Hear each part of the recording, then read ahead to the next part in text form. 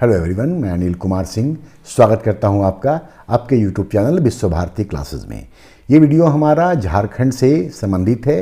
MCQ का जो एक सेट मैंने आप तक 1 से लेकर के 50 तक पहुंचाया था, उसके संदर्भ में आपको जानकारी दी थी। मैंने आपको बता रखा है कि जो मॉक टेस्ट हम ले रहे हैं उसी का ये क्वेश्चन है। उसी का जो रेस्ट 50 क्वेश्चन है 51 से लेकर के 100 तक, उसका आंसर भाई हम आपको उपलब्ध कराने जा रहे हैं। क्वेश्चन आपके सामने आए उसके पहले आपको ये बताना चाहेंगे कि पिछले वीडियो में जो कुछ भी आपके सामने बुक्स एंड ऑथर से जुड़ा हुआ कोई सोर्सेज वगैरह अगर आया है तो आप उसको ज़रूर नोट कर लीजिए। इसके पहले भी मैंने 51 राइटर का किताब आप लोगों तक पहुंचाने का काम किया था। वो बुक्स को भी आप नोट कर लें, उसके ऑथर को आप निश्चित तौर पर याद रखें। संभव है कि यहाँ से हम लोगों को क्वेश्चन देखने को एग्जामिनेशन के दौरान मिले, तो उन चीज़ों को बिल्कुल भी याद रखिएगा, क्योंकि अगर कुछ नया मिल रहा है तो उसको कलेक्ट करके रखना ये आपका काम होना चाहिए, क्योंकि लाभ इसका तभी हासिल कर पाएंगे आप। अदरवाइज ये क्वेश्चन आएगा और आपके सामने से निकल जाएगा, तो आप पीछे के चीज़ों को निश्चित तौर पर याद रखने का काम कीजिएगा। चलिए फिलहाल हम लोग रेस्ट पार्ट के जो क्वेश्चन है उसको देखने का काम करते हैं। क्वेश्चन नंबर 51, राजमहल में आयोजित होने वाले राजकीय माघी पूर्णिमा मेला, जिसको कि झारखंड का आदिवासी महाकुंभ भी कहा जाता है, इसमें कौन से लोग मां गंगा को जीवित जीवदान करते हैं? इसका सही उत्तर है सफाहुर आदिवासी, मतलब ऑप्शन सी इसका सही उत्तर है। ठीक है, माघ के महीने में माघ पूर्णिमा को लगता है, यह क्वेश्चन से स्पष्ट हो रहा है। चलिए नेक्स्ट क्वेश्चन की ओर बढ़ें। सोहराई कला को व्यावसायिक रूप प्रदान करने के लिए जय श्री इंदवार ने वर्ष 2007 में अपनी किस संस्था का पंजीकरण करवाया था? तो उन्होंने जिस संस्था का पंजीकरण करवाया उसका नाम है स्तंभ, और ये झारखंड के गुमला में है। बुल्लू इमाम का नाम आपको याद होगा, जिन्होंने सोहराई कला को अंतर्राष्ट्रीय स्तर तक पहुंचाने का काम किया है। पिछले सेट में हमने वहां से क्वेश्चन आपके सामने रखा था, तो ये नाम बहुत बड़े हैं, जय श्री इंदवार, बुल्लू इमाम, इन नामों को आप जरूर याद रखिए। नंबर 53, झारखंड बिरसा हरित ग्राम योजना के तहत कितने फलदार पौधे लगाने की योजना है? तो आंसर है इसका 5 करोड़। ऑप्शन सी में 5 करोड़ लिखा हुआ है, ये इसका सही उत्तर है। इस योजना के तहत 2 लाख एकड़ भूमि पर पौधा लगाने का झारखंड सरकार का प्रस्ताव है। 2 लाख एकड़ भूमि पर, और इसके लिए 5 लाख परिवारों को 100 पौधा प्रदान किया जा रहा है, दिया जा रहा है। इस योजना का लाभ सिर्फ झारखंड के किसानों को ही मिलेगा, बाकी लोगों को इस योजना का लाभ नहीं मिलेगा। 54, झारखंड मुख्यमंत्री कन्या योजना के संबंध में कौन सी बात सही नहीं है? पहला, 16 जनवरी 2017 को इसका शुभारंभ किया गया था। यह सही है कि ये 16 जनवरी 2017 को शुरू किया गया था। ऑप्शन बी को देखिए, लाभार्थी बालिका को योजना के तहत 30,000 रुपया दिया जाएगा। ये सही नहीं है, क्योंकि लाभार्थी बालिका को इस योजना के तहत 50,000 रुपया दिया जाएगा, और वैसे किसी भी बालिका को जो अनाथ हो, बीपीएल हो, विधवा औरत की बालिका हो, जिसके माता पिता नहीं हो, उसको इस योजना के तहत लाभ मिलेगा। योजना का लाभ 18 वर्ष से अधिक उम्र के विवाह में मिलेगा, ये बताने की आवश्यकता नहीं है, क्योंकि बाल विवाह तो बैन है भारत में। और डी, योजना के तहत एक ही परिवार की 4 बालिकाओं को लाभ दिया जाएगा, ये भी सही है इस योजना के अंतर्गत। तो गलत था 30,000 रुपया दिए जाने की बात, जो कि 50,000 दिया जाता है। 55, Manmohan minerals industries private limited company के द्वारा किसका उत्पादन किया जाता है? ये कंपनी जो है ये पूर्वी सिंहभूम के कुंदेर कोचा में है, पूर्वी सिंहभूम के कुंदेर कोचा में है, और यहां से सोना का उत्पादन किया जाता है, मतलब ऑप्शन ए।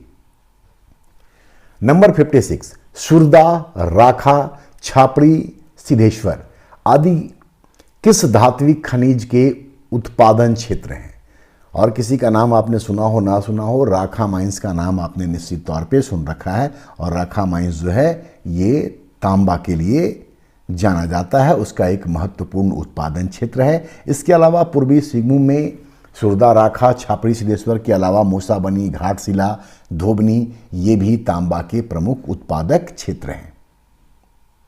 नंबर 57, टिस्को को मैग्नीज एवं क्रोमाइट की प्राप्ति कहां से होती है? सबसे पहले तो सही उत्तर जान लीजिए। सही उत्तर है चाईबासा खान, मतलब कि ऑप्शन बी। मयूरभंज और नोवामुंडी से इसको कच्चा लोहा की प्राप्ति हो जाती है। रानीगंज और झरिया से कोकिंग कोल की प्राप्ति होती है। और सुंदरगढ़ जो कि उड़ीसा में है, यहाँ से चूना पत्थर और डोलोमाइट की प्राप्ति होती है टिस्को कंपनी को। नंबर 58, 1951 में स्थापित भारत की प्रथम उर्वरक कारखाना सिंदरी में किस उर्वरक का उत्पादन नहीं होता है? बाकी सिर्फ 3 का ही होता है, तो एक जो नहीं होता है वो है पोटास, सी। पोटास उर्वरक के मामले में भारत वैसे भी बहुत पीछे है, क्योंकि पोटास की आवश्यकता जो है हम लोग आयात से पूरा करते हैं। भारत में पोटास का उत्पादन नहीं होता है। नंबर 59, झारखंड का कौन सा स्थान लाह के निर्यात में विश्व में महत्वपूर्ण स्थान रखता है? वास्तव में विश्व में पहला स्थान है, और जिसका पहला स्थान है या महत्वपूर्ण स्थान है वो है टोरी, लातेहार में। टोरी नामकुम आप सब जानते हैं कि लैक रिसर्च इंस्टीट्यूट है, जहां 1925 में एस्टेब्लिश किया गया था। खुट्टी जिला में राज्य में सबसे ज़्यादा लाह का उत्पादन होता है। और इसके अलावा ये कि भारत के संपूर्ण लाह उत्पादन में झारखंड की हिस्सेदारी 60% की है। चलिए तो अगला क्वेश्चन की ओर बढ़ें। 60, झारखंड के किस क्षेत्र में पाई जाने वाली मिट्टी रिफ्रैक्टरी उद्योग की स्थापना के लिए महत्वपूर्ण मानी जाती है? आंसर है दामोदर घाटी क्षेत्र, ऑप्शन ए। नंबर 61, निम्न में से किस भूमि पर पढ़ा राजा का विशेष अधिकार होता है? तो जिस भूमि पर पढ़ा राजा का विशेष अधिकार होता है वह है मझियस, मतलब ऑप्शन बी। अब भूमिहरी क्या है? तो उरांवों के द्वारा जंगल साफ करके जो मूल रूप से कृषि भूमि बनाई गई थी उसी को भूमिहरी कहते हैं। और उनके जो उत्तराधिकारी होते हैं वो कहलाते हैं भूइंहर खूट। ठीक है, फिर से दोहरा दे कि उरांवों के द्वारा जंगल साफ कर बनाई गई जो मूल कृषि भूमि है वो भूइंहर कहलाती है या भूइंहरी कहलाती है, और उनके जो उत्तराधिकारी होंगे वो कहलाएंगे भूइंहर खूट। खूटकटी भूइंहरी के लिए जैसे उरांवों था कि उरांवों के द्वारा जंगल साफ करके बनाया गया मूल भूमि, खूटकटी के तहत मुंडाओं के द्वारा जंगल साफ करके बनाई गई मूल कृषि भूमि है, और उनके जो उत्तराधिकारी होंगे वो खूटकटीदार कहलाते हैं। जबकि भेंट खेता का मतलब यह हुआ कि मझियस भूमि पर, जहां की पढ़ा राजा का विशेष अधिकार है, मझियस भूमि पर काम करने वाले लोगों को राजा के द्वारा जो करमुक्त भूमि दी जाती है वो कहलाता है भेंट खेता। 62, CNT एक्ट 1908 की धारा 14 के अंतर्गत धारा 119 के प्रावधान के अनुसार भूस्वामी की विशेषाधिकार युक्त भूमि का सर्वेक्षण कर अभिलेख तैयार करने का आदेश कौन दे सकता है? ये जानबूझ के लिखा हुआ है अध्याय 14 और धारा। ठीक है, क्वेश्चन को सिंपल भी किया सकता था, लेकिन आपको याद रहे इसी बहाने आप अध्याय भी देख लें किस अध्याय में है या किस धारा में है, इसको बताने के लिए ही क्वेश्चन को जानबूझ करके लंबा किया गया है। तो CNT एक्ट के चैप्टर 14 में 118 से लेकर के 126 तक में भूस्वामियों के विशेषाधिकार युक्त भूमि का उल्लेख है। अब यह है कि विशेषाधिकार युक्त भूमि होता क्या है, तो ये भी जान लेते हैं। मतलब वैसी भूमि जिसे भूस्वामी खुद करे या अपने सेवकों के द्वारा उस पर खेती करवाए या भाड़े के मजदूर के द्वारा उसको खेती करवाए, वो उसका विशेषाधिकार युक्त भूमि कहलाता है। ठीक है, तो इसका सर्वेक्षण और अभिलेख तैयार करने का आदेश कौन दे सकता है? तो ये आदेश देगा रेवेन्यू ऑफिसर, मतलब कि राजस्व अधिकारी। तो ऑप्शन सी इसका सही उत्तर है। ये सब क्वेश्चन एकदम सीधे तौर पर याद रख लीजिए, ये सब बिल्कुल काम आएंगे आपको। नंबर 63, उपायुक्त के न्यायालय में अंतिम सुनवाई के दिन सिर्फ एक ही पक्षकार उपस्थित हो तो CNT एक्ट 1908 की धारा 169 में इस संबंध में क्या प्रावधान है? धारा भी लिखा हुआ है तो धारा भी आप याद रखिएगा। ठीक है, आंसर इसका होगा सी, सबूतों के आधार पर निर्णय सुना दिया जाएगा। अगर अंतिम दिन एक ही पक्षकार हो तो उपायुक्त के न्यायालय में जो भी उसके पहले सबूत प्रस्तुत किए गए होंगे उसके आधार पर निर्णय सुना दिया जाएगा। तो सी इसका सही उत्तर है। लेकिन बी का भी इससे संबंध है। इसमें अगर है कि मामले को खारिज कर दिया जाएगा, मामला खारिज तब होगा जब अंतिम सुनवाई के दिन दोनों ही पक्षकार जो हैं वो अनुपस्थित हो जाए, तब उस मामले को खारिज कर दिया जाएगा। ठीक है, तो इसका उत्तर सी था। और मामले को खारिज करने की क्या स्थिति है, यह भी मैंने बताया कि अंतिम दिन दोनों पक्षकार अगर अनुपस्थित रहें तो। 64 CNT एक्ट 1908 के अंतर्गत कृषि भूमि से किसी काश्तकार को बेदखल करने या पट्टा रद्द करने संबंधी वादों पर संज्ञान लेने का अधिकार किसे प्राप्त है? Under CNT Act 1908, who has the right to take cognizance of suit related to eviction of a tenant from agricultural land or cancellation of lease? ये प्रावधान जो है ये इस अधिनियम के धारा 139 में है और ये पावर है उपायुक्त को। Option C. 65 CNT एक्ट 1908 की धारा 6 के तहत रैयत वह है, ये आप सब लोग निश्चित तौर पर जानते होंगे। ये कुछ जो बेसिक परिभाषा उसके हैं उसको जरूर याद रखिए। इसका रैयत का मतलब हुआ जिसने खेती करने या करवाने के लिए भूमि को धारण किया हो। तो ये इस अधिनियम के धारा 6 में रैयत को डिफाइन किया गया है। जिसने भूमि को धारण किया हो वो कहलाता है भूधारक। ठीक है, जिसका कि परिभाषा धारा 5 में है। इसके बाद है जिसने मुंडाओं के खूट परंपरा से भूमि के अधिभोग का अधिकार ग्रहण किया हो, खूट कटी अधिकार युक्त रैयत कहलाएगा और ये 7 में है, धारा 7 में है। ठीक है, तो ये बेसिक फार्मूला बोल रहे हैं, जो परिभाषा है आपको निश्चित तौर पर याद कर लेना चाहिए और बल्कि याद होगा ऐसा हम उम्मीद भी कर रहे हैं। नेक्स्ट क्वेश्चन की ओर बढ़ें। CNT एक्ट 1908 के प्रावधान के तहत किसे यह अधिकार है कि भूस्वामी एवं अभिधारी के बीच किए गए करार या समझौते को क्रियान्वित करे? तो ये अधिकार राजस्व अधिकारी को है। कुछ खास जगह याद रखिए कि कौन सा अधिकार राजस्व अधिकारी को है, कौन सा उपायुक्त को है, कौन सा अधिकार अनुमंडल अधिकारी को है। अमूमन इन तीनों के ही अधिकार आपको नजर आते हैं। तो इन बातों का अगर ध्यान रखिएगा तो इस तरह के क्वेश्चन पूछे जाएंगे तो आप आसानी से इसको सॉल्व करने की स्थिति में होंगे। यहां आंसर है राजस्व अधिकारी और यह प्रावधान किया गया है इस अधिनियम के धारा 96 में। मतलब कि धारा 96 के तहत भूस्वामी एवं अभिधारी के बीच किए गए करार और समझौते को क्रियान्वित करने का काम राजस्व अधिकारी का होता है। धारा भी याद रखिए, 6 JPSC में धारा से जुड़ा हुआ क्वेश्चन भी पूछा गया था। नंबर 67 किस युग के चट्टानों को लौह अयस्क की श्रृंखला भी कहा जाता है और ऐसी चट्टानों की कोल्हान क्षेत्र में बहुलता है? आंसर है धारवाड़ क्रम की चट्टानें। ऑप्शन ए इसका सही उत्तर है। और जो गोंडवाना क्रम का है आप सब जानते हैं कि वहां कोयला का भंडार है, साथ ही बलुआ पत्थर वहां पर मौजूद होता है गोंडवाना क्रम में। ठीक है, नेक्स्ट, झारखंड प्रदेश में रेतीली मिट्टी मुख्य रूप से कहां मिलती है? तो रेतीली मिट्टी मुख्य रूप से पूर्वी हजारीबाग और धनबाद में मिलती है। ऑप्शन डी इसका सही उत्तर है। संथाल परगना वाले क्षेत्र में जलोढ़ मिट्टी मिलेगा।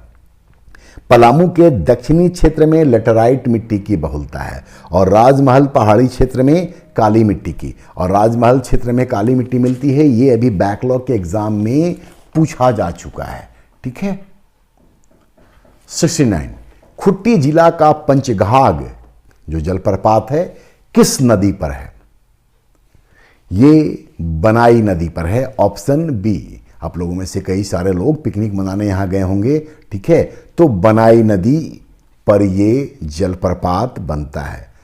ठीक है, बाकी नदियों से जुड़ा हुआ हम वीडियो डाल रखे हैं। एक वीडियो में झारखंड के सभी प्रमुख नदियों के संदर्भ में आप सारा कुछ समझ सकते हैं। वहां पर डिटेल आपको बताया जा चुका है, तो आप उसको जरूर देख लीजिएगा। नंबर 70, राष्ट्रीय वन सर्वेक्षण रिपोर्ट 2021 के अनुसार झारखंड में आरक्षित वन कितना है? तो आरक्षित वन का जो प्रतिशत है वो है 18.58%। रिजर्व्ड फॉरेस्ट जो है वो 18.58% है। ठीक है, 29.76% ये झारखंड के कुल भौगोलिक क्षेत्र में वन है उसका है, और 81.28 ये संरक्षित वन है, प्रोटेक्टेड फॉरेस्ट, और बाकी ये जो ऑप्शन है वो ऐसे ही इररिलेवेंट है, कुछ भी डाला हुआ है। तो 3 जो आंकड़े यहाँ पर हैं वो आपके लिए यूजफुल है। और इसके साथ साथ राष्ट्रीय वन सर्वेक्षण रिपोर्ट 2021 के तहत भारत के संदर्भ में भी आप निश्चित तौर पे जानकारी याद करके रखें, क्योंकि ये करंट अफेयर्स के लिए बड़ा ही महत्वपूर्ण है। और फिर हम आपको यहाँ बताएं कि डेटाबेस एक पूरा वीडियो हम आप लोगों को पहले उपलब्ध करा चुके हैं, जहाँ इससे जुड़ा हुआ चीज़ आपको पूरी तरीके से प्राप्त हो जाएगा। आप उसको भी जरूर देख लीजिएगा अगर नहीं देखे हैं तो, और अगर देखे हैं नोट नहीं किए हैं तो नोट जरूर कर लीजिएगा। नेक्स्ट, गौतम बुद्ध अभयारण्य कोडरमा में है। ये कौन सा जानवर यहां नहीं है? तो जो जानवर नहीं है वो है तेंदुआ। तेंदुआ ऑप्शन सी से झारखंड के पालकोट अभयारण्य में तेंदुआ की संख्या नजर आती है, और ये जो पालकोट अभयारण्य है जहां तेंदुआ है वो 1990 में एस्टैब्लिश हुआ था। 72, पंचखेरो जलाशय का लाभ किन जिलों को प्राप्त है? तो इसका लाभ मिलता है हजारीबाग और कोडरमा को। ठीक है, धनबाद और बोकारो को खुदिया जलाशय से, गुमला को सुआली से, धनबाद बोकारो फिर रिपीट करते हैं हम, खुदिया जलाशय, गुमला सुआली जलाशय, सिमडेगा, कंसजोर, ऐसे चीजों को भी आप याद रखिएगा। नंबर 73, महादेव शाला मंदिर कहां है? तो महादेव शाला मंदिर है पश्चिमी सिंहभूम में, ऑप्शन डी। धनबाद में एक मंदिर का नाम यहाँ बताना चाहेंगे, भूफोर मंदिर। भूफोर मंदिर हम इसलिए कोट कर रहे हैं क्योंकि ये जो मंदिर है ये भूमि और पृथ्वी के जो जनजातीय देवता हैं उनको समर्पित है। घाटशिला का प्रमुख मंदिर रंकिनी मंदिर, और बोड़िया रांची में मदन मोहन मंदिर, और इसकी खासियत यह है कि यहाँ होली के समय में फडगोल खेला जाता है। होली के समय में फडगोल खेला जाता है। नंबर 74, केरी झार किस जनजाति का मूल स्थान माना जाता है? तो ये खैरवार जनजाति का मुख्य स्थान माना जाता है। ऑप्शन ए इसका सही उत्तर है, जबकि चेरो ये अपने आप को चेवन ऋषि का वंशज मानते हैं,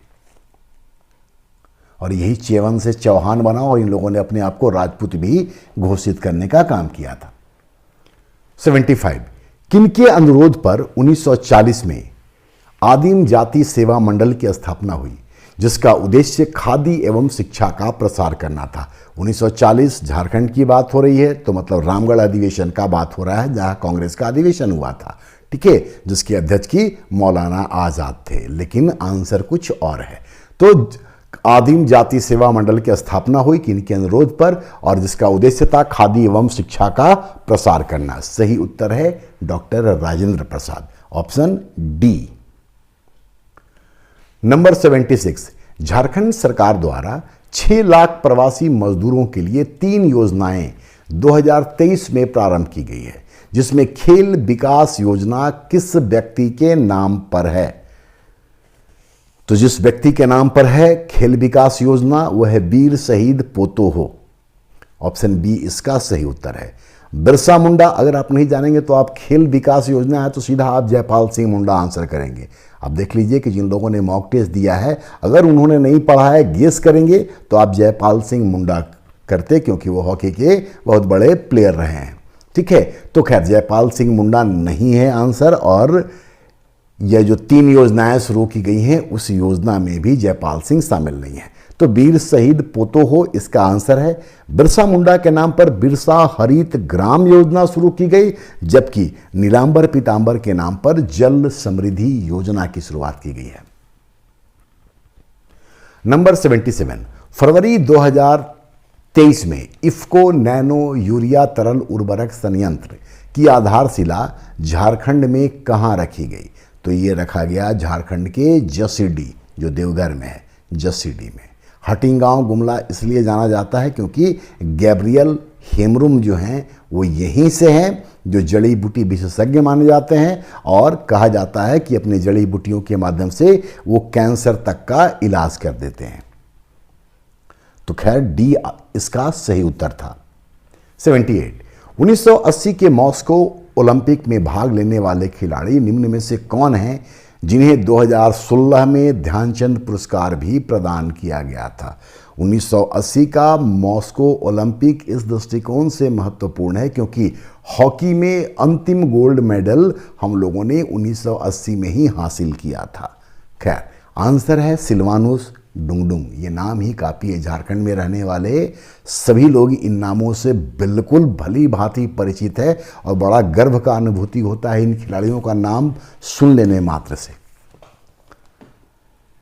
नेक्स्ट क्वेश्चन, सेमरा सलतुआ चूना पत्थर परियोजना, सेमरा सलतुआ चूना पत्थर परियोजना झारखंड के किस जिले में है?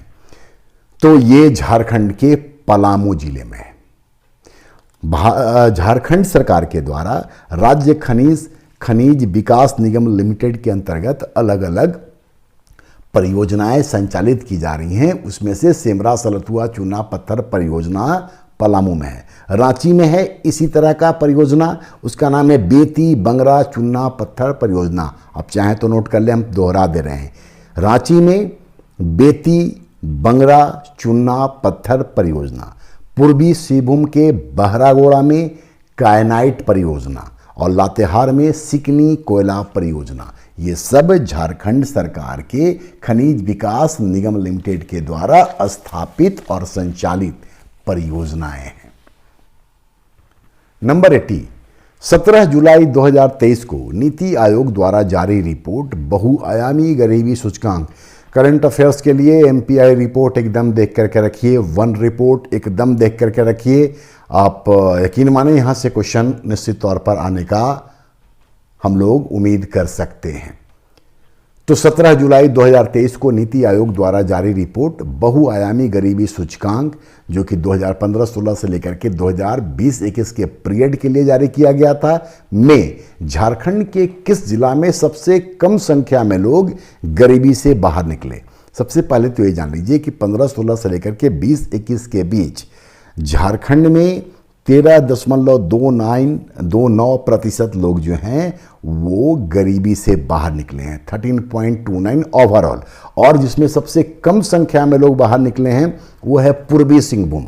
पूर्वी सिंहभूम 8.89% लोग ही इस पूरी अवधि में एमपीआई से बाहर आए हैं या वहाँ गरीबी सबसे कम हुई है, ठीक है। जबकि चतरा में सबसे ज़्यादा गरीबी इस अवधि में कम हुई है, 23.74%।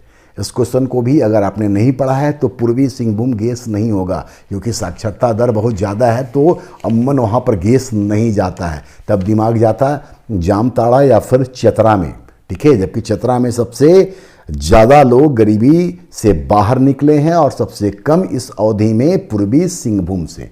तो कुछ जगह पर गेस नहीं हो पाता है प्रॉपर तरीके से अन्य चीज़ों को जानने के बावजूद। नंबर 81 मिलेट मिशन 2023-24 की शुरुआत झारखंड के राज्यपाल सीपी राधाकृष्ण ने किस स्थान से किया था? तो आंसर है लिट्टीपाला पाड़ा ब्लॉक, जो कि पाकुड़ में है। सिकारीपाड़ा दुमका में है, नगरी रांची में है, अनगढ़ा रांची में है। तो इसका आंसर है सी, लिट्टीपाड़ा। नंबर 82 केंद्र सरकार के सहयोग से झारखंड के कितने जिलों में आयुर्वेद अस्पताल खोला जाएगा? सही उत्तर है 7। कौन कौन से जिले हैं ये भी एक नज़र जरूर जान लीजिए, देख लीजिए, नोट कर लीजिए। रांची, जमशेदपुर, गुमला, पलामू, दुमका, बोकारो और देवघर। टोटल 7 हुए जहां की आयुर्वेद अस्पताल खोला जाएगा। हम फिर से दोहरा दें, गुमला, जमशेदपुर, रांची, पलामू, दुमका, देवघर और बोकारो में। नंबर 83 अल्टोमिन शहर किस देश की है जो जमशेदपुर शहर में ठोस अपशिष्ट प्रबंधन एवं बदबू हटाने में सहयोग करेगी? आंसर है इसका पुर्तगाल। और कुछ बताने को है नहीं है। 84, निम्न में से कौन छऊ नृत्य का कलाकार नहीं है? तो 3 छऊ नृत्य के कलाकार हैं और जो नहीं है वो है अशोक कच्छप। इनका संबंध पाइका नृत्य से है, पाइका नृत्य से है। नंबर 85, मुंडा जनजाति में शिकार से संबंधित गीत निम्न में से कौन है? तो शिकार से संबंधित जो गीत है वो है जप्पी या जापी, ऑप्शन बी। अडंडी गीत जो होता है ये प्रेम और विवाह संबंधी गीत होता है। कजरी विरह का गीत है और झंझाइन ये जन्म संस्कार से संबंधित गीत हैं। ठीक है, तो नेक्स्ट क्वेश्चन की ओर बढ़े हम लोग।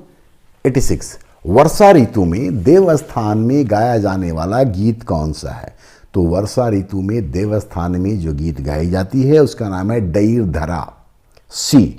इन चीज़ों को आपको एकदम याद रखना पड़ेगा क्योंकि यहाँ पर कोई लॉजिक आपका नहीं चलेगा। ठीक है, याद है तो याद है, नहीं तो फिर नहीं है। ठीक है। हैरो ये धान बुआई के समय में मुख्य रूप से हो जनजाति से संबंधित है, उनके द्वारा गाया जाता है। झूमर आमतौर पर पर्व त्योहार के समय में ये इस्तेमाल होता है। और औंधी गीत इसका संबंध विवाह के समय के गाए जाने वाले गीतों से है। नंबर 87, गुमला में स्थित किस मंदिर को कुल देवता के सम्मान में स्थापित किया गया था? तो जिस मंदिर को कुल देवता के सम्मान में स्थापित किया गया वो मंदिर है चिंतामणि मंदिर। ये पालकोट गुमला में है। ऑप्शन ए इसका सही उत्तर है। कपिलनाथ मंदिर ये भी गुमला में है, दोईसा नगर में। कपिलनाथ मंदिर गुमला के दोईसा नगर में है। दोईसा नगर आपको याद होगा नागवंशियों की राजधानी थी और ये राजधानी बनाया था दुर्जन शाह ने। खैर, तो दुर्जन शाह ने दोईसा को राजधानी बनाया था जो कि नागवंशी राजा थे। कपिलनाथ मंदिर के निर्माता थे नागवंशी राजा रामशाह जिन्होंने 1710 में इस मंदिर का निर्माण करवाया था। टांगीनाथ मंदिर ये भी गुमला में है, मझगांव पहाड़ी पर, और यहां पर विशाल शिवलिंग स्थापित की गई है। और महामाया मंदिर ये गुमला के हापामुनि गांव में है। गजघंट राय के द्वारा 908 ईस्वी में इसकी स्थापना की गई थी। गजघंट राय नागवंशी शासक थे। 908 में इसकी स्थापना की गई थी। और महामाया मंदिर जो है यहाँ पर देवी काली की मूर्ति है और ये लिटरली तांत्रिक पीठ माना जाता है। नंबर 88, आमडूबी गांव किस चित्रकला में महत्वपूर्ण स्थान रखता है और इसे पर्यटन गांव घोषित किया गया है? तो सही उत्तर है पैतकर चित्रकला। जो 4-5 नाम मिलता है, 4 तो यहीं पर है। आप झारखंड के अलग अलग पेंटिंग को एक बार लास्ट टाइम में जरूर देख लीजिएगा क्योंकि यहाँ से भी उम्मीद किया जा सकता है एक क्वेश्चन का। ठीक है, तो इसके अलावा एक कोहबर है। थोड़ा सा जानकारी एक बार, और अगर पढ़ रखे हैं तो एक बार जरूर दोहरा लीजिएगा सो दैट कि यहां से क्वेश्चन आए तो आप गलत ना करें। एरिया छोटा है लेकिन क्वेश्चन आने की संभावना है।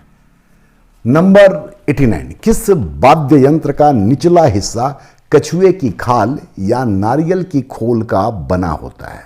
तो जो आंसर है वो है बी, केंद्री। और केंद्री को आप सब जानते हैं कि झारखंडी वायलिन भी कहा जाता है, तो बी इसका सही उत्तर है। धमसा ये विशालकाय वाद्य यंत्र होता है और आमतौर पर छऊ नृत्य के दौरान ये बजाया जाता है। भुवांग ये दशहरा के समय जो दसाई नृत्य होती है उस दौरान इस्तेमाल किया जाता है। जबकि टोहिला जो है ये सूखी लौकी तथा खोखली लाठी का निर्मित होता है। इसके निर्माण में सूखी लौकी और खोखली लाठी का प्रयोग किया जाता है। 90, किस वाद्य यंत्र को तुमदक भी कहा जाता है? झारखंड में रहने वाला शायद ही कोई हो जो ये ना जानता हो। ठीक है, तो आंसर है इसका मांदर। जबकि संथाल परगना में नगाड़ा को, जो ऑप्शन बी में लिखा हुआ है, टामाक भी कहा जाता है। नगाड़ा को संथाल परगना में टामाक भी कहा जाता है। और सिंगा ये पशु शिकार और छऊ नृत्य के समय में प्रयुक्त होने वाला वाद्य यंत्र है। तो 90 का आंसर ए, मांदर। 91, किस त्योहार को झंडा पर्व भी कहा जाता है? तो झंडा पर्व कहा जाता है माघे पर्व को, और मुंडा जनजाति में खास तौर से ये मनाया जाता है, और ये मनाया जाता है साल के जो फूल हैं उसके गिरने से पहले। तो माघे पर्व को झंडा पर्व भी कहा जाता है। 92, निम्न में से किस त्योहार के दौरान नृत्य एवं गायन नहीं होता है? आमतौर पे झारखंड के सभी पर्व त्योहारों में नृत्य और गायन का बड़ा महत्व है, लेकिन एक है जिसमें कि नृत्य और गायन नहीं होता है, और वो है रोहिणी या रोहिन। ये झारखंड के कैलेंडर वर्ष का पहला त्यौहार माना जाता है। सूर्याही पूजा ये अगहन माह में होता है, सूर्य से संबंधित है, और इसमें सिर्फ पुरुष भाग लेते हैं। जबकि चंडी पर्व, इसमें भी पुरुष ही जो हैं वो चंडी स्थल पर पूजा करते हैं, और इस पूजा के दौरान गर्भवती महिला और गर्भवती महिला के परिवार के लोग भाग नहीं ले सकते हैं। जबकि नवाखानी कर्मा पर्व के बाद नया अनाज खाने के उपलक्ष्य में मनाया जाने वाला त्यौहार है। 93, गोमुखी राजा का संबंध किससे है? आसान क्वेश्चन है। गोमुखी राजा का संबंध है पंचेत राज्य से, ऑप्शन बी। 93, अमरनाथ ने किस स्थान के लिए श्रीवास शब्द का उल्लेख अपनी पुस्तक में किया है? पहले तो इनकी पुस्तक का नाम जान लीजिए। पुस्तक का नाम है अमरकोश। और फिर दोहरा दें कि जो भी पुस्तक का नाम आपको क्वेश्चन में मिलता है कहीं पर, आप उसको एकदम याद रखिए। मैंने जानबूझ करके ऑप्शन क्रिएट करके आपको कई सारे नाम बताए हैं। इसका जो पहला सेगमेंट था जहां 1 से 50 तक हम डिस्कस किए थे, संभवतः वहां भी देखने को आपको मिला होगा, आने वाले वीडियो में भी आपको देखने को मिलेगा। और एक बुक्स पर जो मैंने अवेलेबल कराया था, जो नाम मिलता है उसको वहीं पर नोट करके एक जगह उसका कलेक्शन बना के रखिए, आपको निश्चित तौर पर यह लाभ देगा। तो खैर, श्रीवास शब्द का उल्लेख चाईबासा के लिए किया गया है, और उनकी पुस्तक का नाम अमरकोश। ट्राइबल वुमेन किसने लिखा है?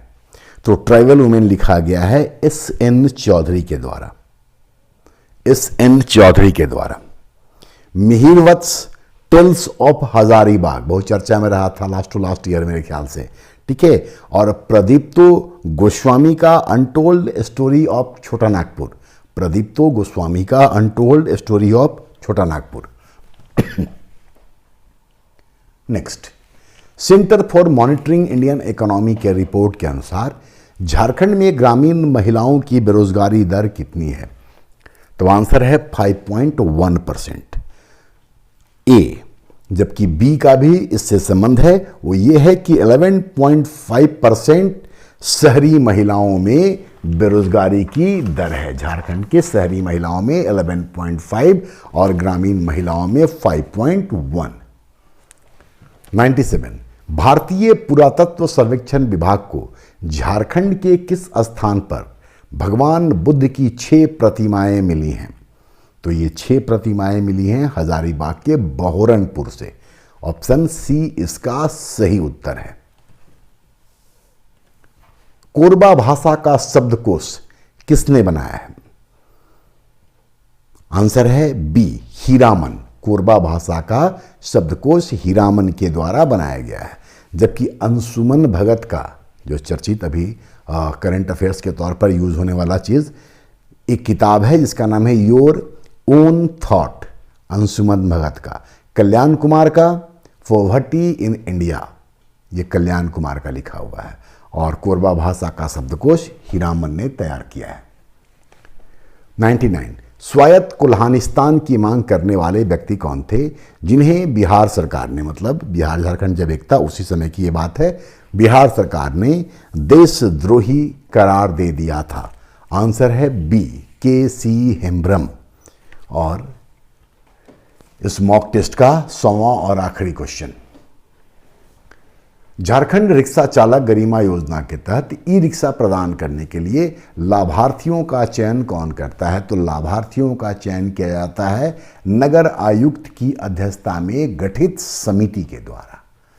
तो ये पूरा 100 क्वेश्चन, कुछ क्वेश्चन ऐसे निश्चित तौर पर आपके सामने लाए गए हैं जो अटपटा है सुनने में, क्योंकि पहले आपका नहीं सुना हुआ हो, और ऐसे क्वेश्चन के पीछे उद्देश्य यही है कि कुछ वैसे क्वेश्चन जरूर रखे जाएं जो शायद आपने नहीं देखा हो या आपको वो नज़र नहीं आया हो। तो ऐसा क्वेश्चन अगर एग्ज़ाम में आ जाता है तो ये आपके लिए निश्चित तौर पे खुशी का वक्त होगा। खैर, अगले वीडियो में फिर मिलते हैं हम लोग। नेक्स्ट वीडियो में ही कुछ और आपके लिए महत्वपूर्ण जानकारी हम लेकर के आएंगे। हम ये ज़रूर चाहेंगे कि आप जो वीडियो देखें उसमें जो भी बातें बताई गई हैं आप उसको ज़रूर याद रखें। ठीक है, भले आप शेयर ना करें लेकिन अपने लिए इसको ज़रूर याद करके रखें। ठीक है, और अगर अच्छा लगा हो तो लाइक ज़रूर कर दीजिएगा। चलिए मिलते हैं, धन्यवाद।